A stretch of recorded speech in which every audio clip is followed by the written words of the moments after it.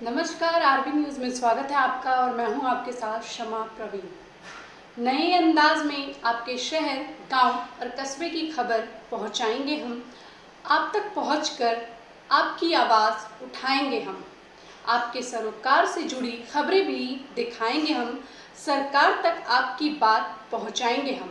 तो बिहार से जुड़ी छोटी से छोटी खबर जानने के लिए सब्सक्राइब करें आरबी न्यूज़ चैनल।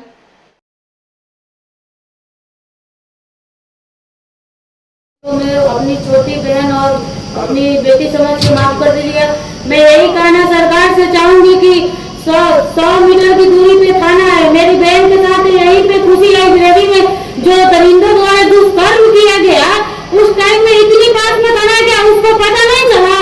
बताइए कि 3 बजे का ये घटना है। हमारे घर पे 10:30 बजे थाना पर गाड़ी जाते हैं। 100 मीटर की दूरी पे थाना 6 बजे इनको पता चला है और ये 10:30 बजे जाते हैं। कैसा न्याय हमारे साथ हो रहा है?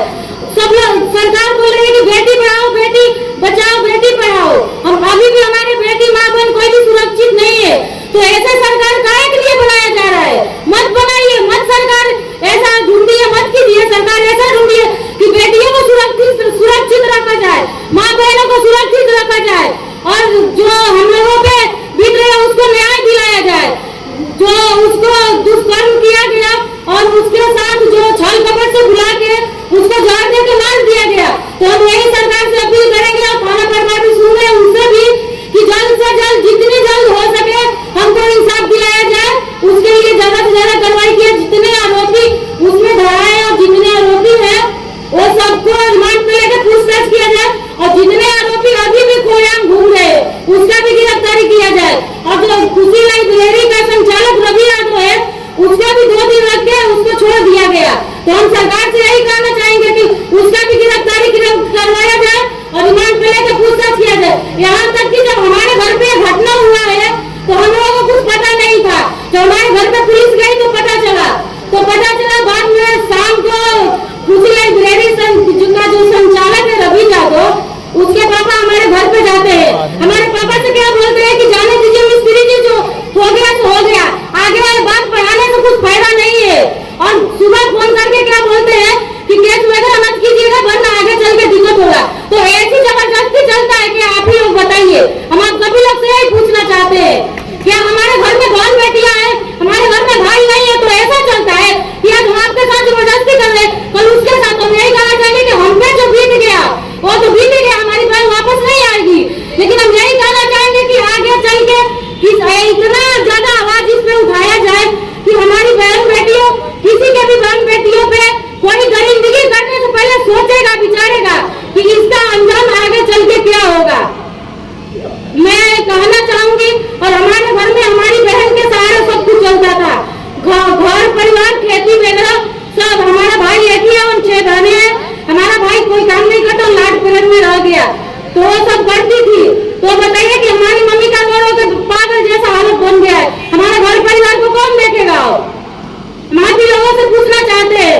तो हम यही कहना चाहेंगे कि हमको जितना जल्दी हो सके न्याय दिलवाया जाए और इसके लिए हम 1 जान ज्ञान 4 जान देने के लिए भी तैयार है। लेकिन हमसे जितना हो सकेगा उतना हम लड़ेंगे, हम चुप नहीं बैठेंगे। ऐसा सरकार हमको नहीं चाहिए कि जो जाति धर्म देख के न्याय दिलाए। न्याय नहीं, वो न्याय है। हमको जाति धर्म देख के न्याय नहीं चाहिए। सरकार सबके लिए होती है, सबका न्याय दिलाया जाए। तो हमारे ऊपर जो बीत रहा उसका न्याय दिलाया जाए। हम सभी लोगों से हाथ जोड़ के यही अपील करना चाहते हैं और आगे चल के किसी बहन बेटी के साथ ऐसा न हो। और जो खुशी लाइब्रेरी का संचालक रवि यादव है उसका जल्द से जल्द गिरफ्तारी होना चाहिए। और उसका पापा धमकी दे रहे हमारे पापा को बार-बार। और जो डीसी यादव का पिता है, डीसी यादव का जो पिता है, सॉरी उसका नाम मेरे को थोड़ा सा याद नहीं आ रहा, वो भी धमकी दे रहे हैं। तो वो गोपाली नाम है उनका। तो मैं ये कहना चाहेंगे कि हमको धमकियां अभी भी मिल रही है तो हम लोग अभी भी सुरक्षित नहीं है। तो हमको सुरक्षा का भी प्रबल किया जाए और हमको न्याय दिलवाया जाए, हमारी बहन को न्याय दिलवाया जाए, हमारे पूरे परिवार को न्याय मिलना चाहिए। हम आप लोगों से इसी के लिए श्रद्धांजलि सभा यहाँ रखा गया कि हमको न्याय मिले, सब लोगों सरकार से न्याय दिलाया जाए। और जो ये अच्छी बात नहीं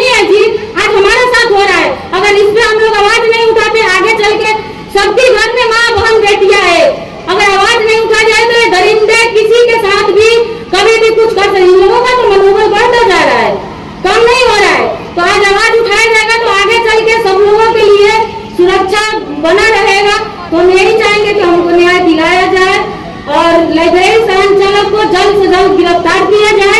उसका भी पुलिस बचाव कर रही है, हम पुलिस को भी दोषी बनाएंगे क्योंकि हमारे घर पे 22/5/2025 को घटना हुआ।